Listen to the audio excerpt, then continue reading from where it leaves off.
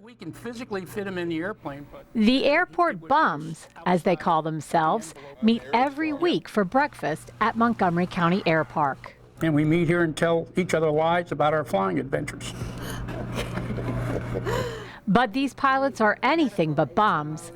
Bob Michael and retired General Dick Getzey help former service members in their time of need. We fly wounded warriors from wherever they're located to this airport because it's the most convenient one to Walter Reed, where they get their military-based medical care.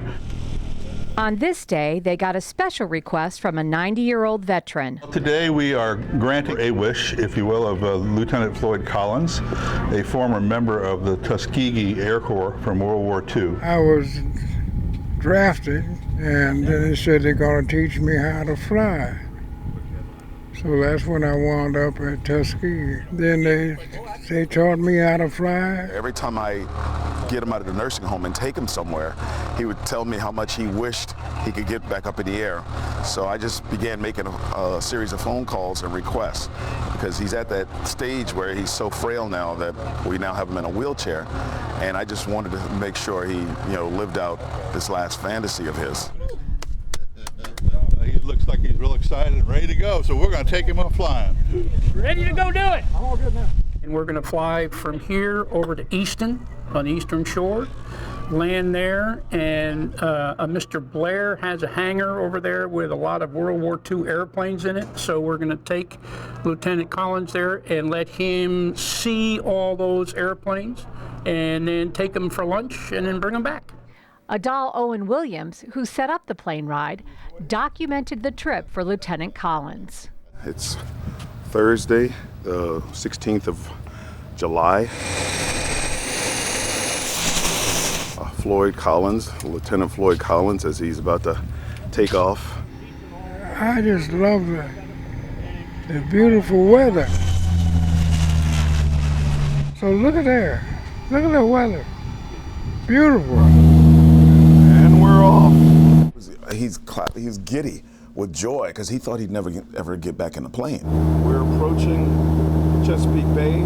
Because when we arrived at Tom Blair's private hangar, we're at the airport on the Eastern Shore, and as we were approaching, he was just recognizing one antique plane after another antique plane.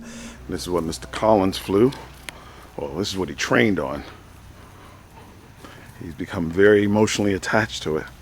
And he actually broke down into tears when he saw his plane. He just wanted to touch it. There was an Air Force plane down there, and one that looked like a P-51. It was just beautiful.